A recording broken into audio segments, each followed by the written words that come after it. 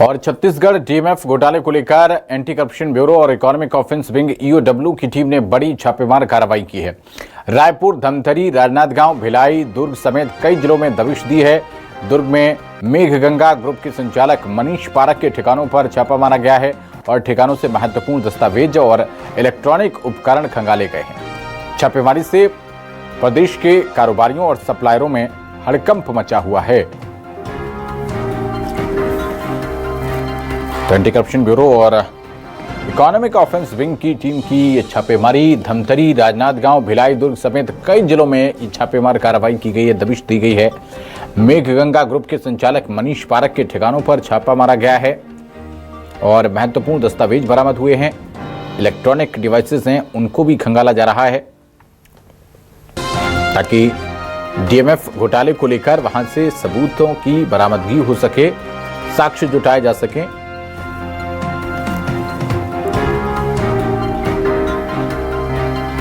तो जहां पर ये छापेमार कार्रवाई चल रही है वहां की तस्वीरें आपको दिखा रहे हैं।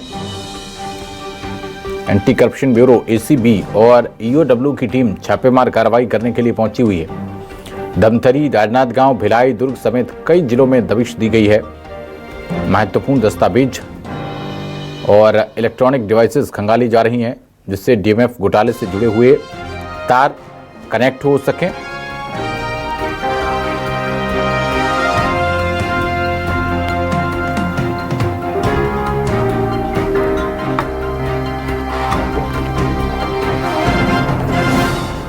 मेघगंगा ग्रुप के संचालक हैं मनीष पारक, जिनके ठिकानों पर ये छापेमार कार्रवाई शुरू हुई है। कई जिलों में ये छापेमार कार्रवाई की जा रही है और डीएमएफ घोटाले को लेकर ये छापेमार कार्रवाई है।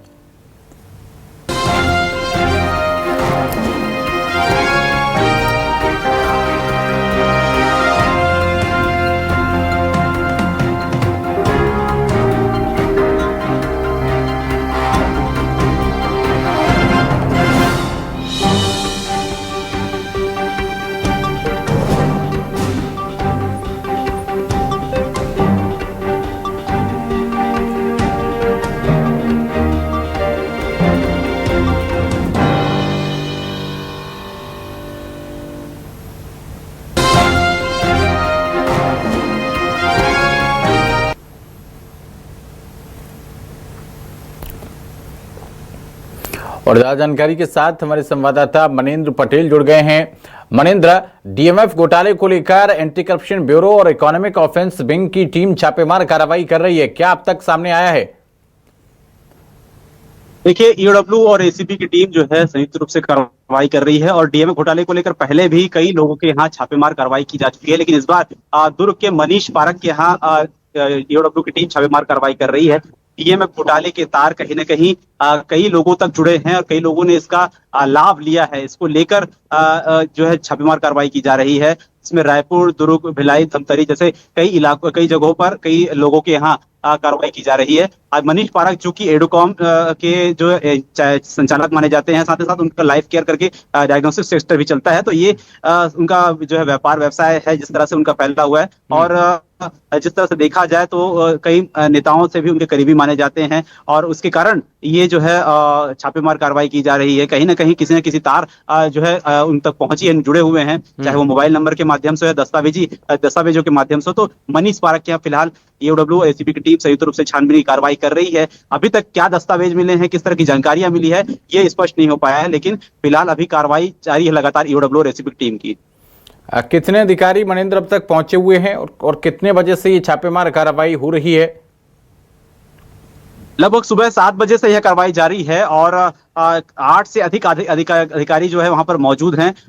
लगभग 4 घंटे 5 घंटे बीत चुके 4 घंटे बीत चुके हैं और अब तक यह कार्रवाई जारी है। निश्चित रूप से शाम तक यह कार्रवाई चलेगी। उनके जितने तमाम जो संस्थान है उनकी जानकारियां उनसे ली जा रही है, उनके ऑडिट रिपोर्ट खंगाले जा रहे हैं।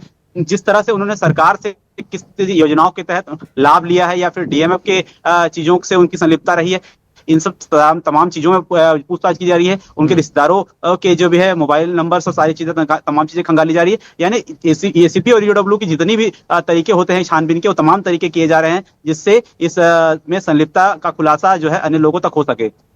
और सिर्फ दुर्ग में ही नहीं मनेंद्र, बताया जा रहा है कि कई अन्य जिलों में भी, जिनमें धमतरी, राजनांदगांव, उनमें भी छापेमार कार्रवाई की जा रही है।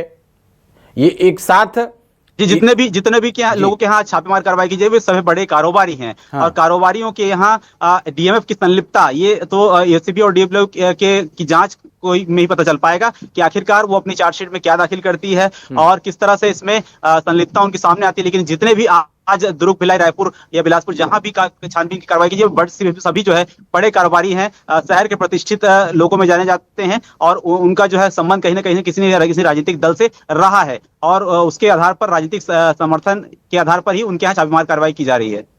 ठीक है मनेंद्र, आप इस पूरे मामले पर नजर बनाए रखिएगा। बहुत शुक्रिया आपका इस अहम जानकारी के लिए।